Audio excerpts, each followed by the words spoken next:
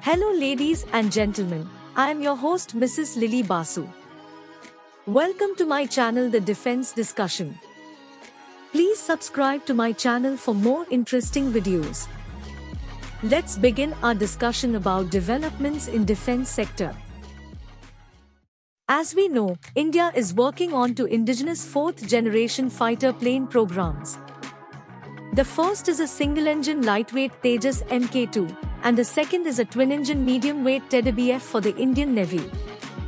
Tejas Mk2 is supposed to be inducted between 2033 and 2035. And TEDBF might be inducted by 2037-2040. Now the question is, why is India seeking tenders for the fourth-generation fighter plane when everyone is after the fifth generation? Fifth-generation fighter planes are not alternatives to fourth-generation fighter planes. But fourth-generation fighter planes are now supplements of fifth-generation fighter planes. Military experts are saying fourth-generation fighter planes will be on the market till 2050 or beyond. Even the most advanced militaries would continue to buy and operate fourth-generation fighters until 2050. So India is not doing anything stupid by ordering fourth-generation fighter planes. Let me understand why.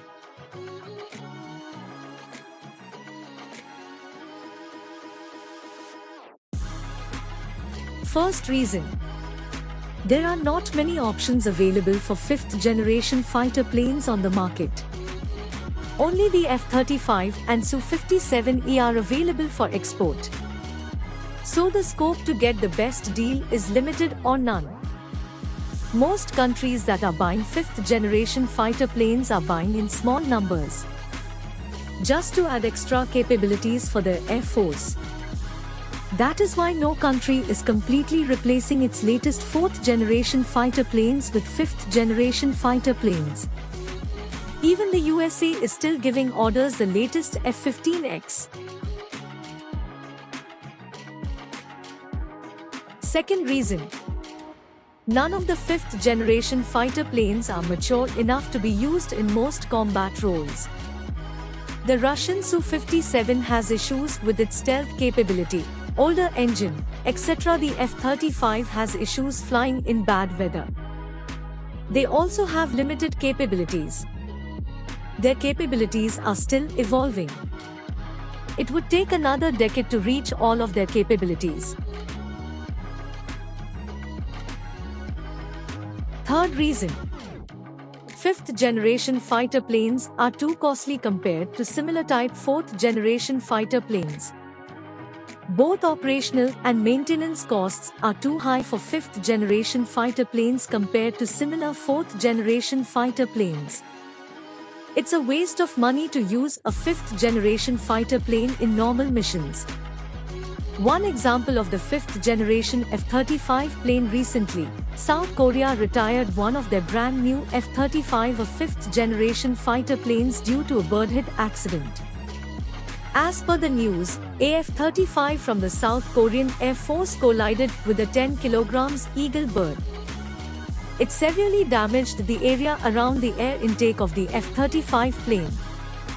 Thankfully, the plane landed safely.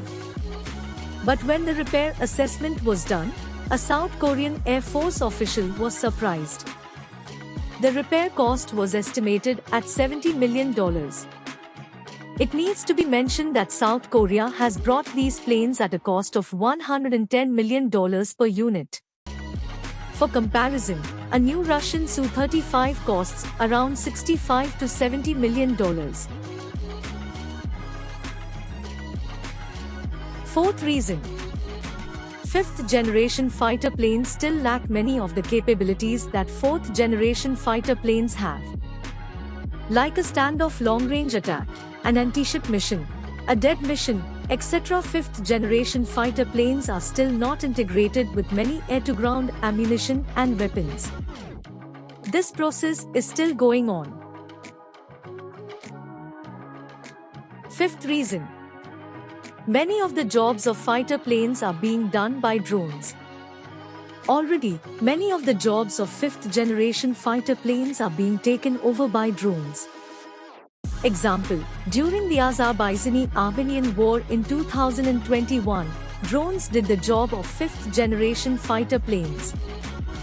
Drones have destroyed surface-to-air missile units in a heavily defended airspace.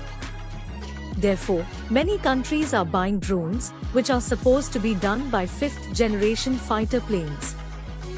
USA, Russia, France, China, India, Turkey, etc. are developing stealth drones that can execute many of the missions of fifth-generation fighter planes but at much lower cost and budget.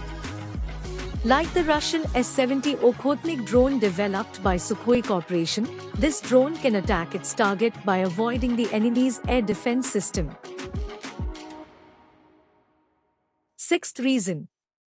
There are many counter-stealth systems coming into the market, which would reduce the effectiveness of the fifth-generation fighter plane.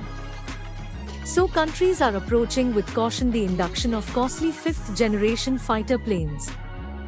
It is being reported that the new Russian S-500 surface-to-air missile system can detect stealth aircraft from a significant distance. Russia has already developed ultra-high-frequency radars that can detect stealth aircraft from long distances. Even the most advanced fourth-generation fighter planes with proper tactics can challenge fifth-generation fighter planes. Let me give you one example.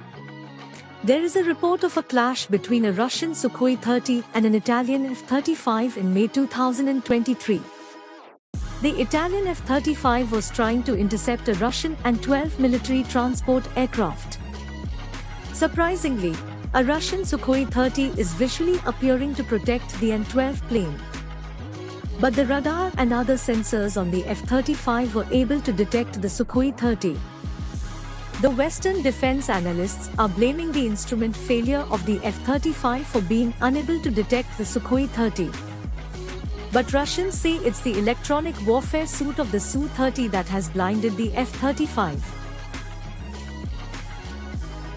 Seventh reason. India has to replace 250-300 fighter planes in the next 20 years. If India chose only fifth-generation fighter planes, it would be a very costly affair for the Indian Air Force. This is out of the budget of the IAF. Along with fifth-generation fighter planes, affordable fourth-generation fighter planes with many fifth-generation capabilities would be an ideal choice in the limited budget of the Indian Air Force. Tejas Mk2, Tejas Mk2, and TEDBF plus Orca would be the right approach in that context.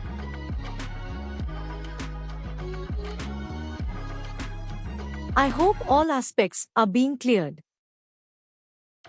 Thank you for watching the video.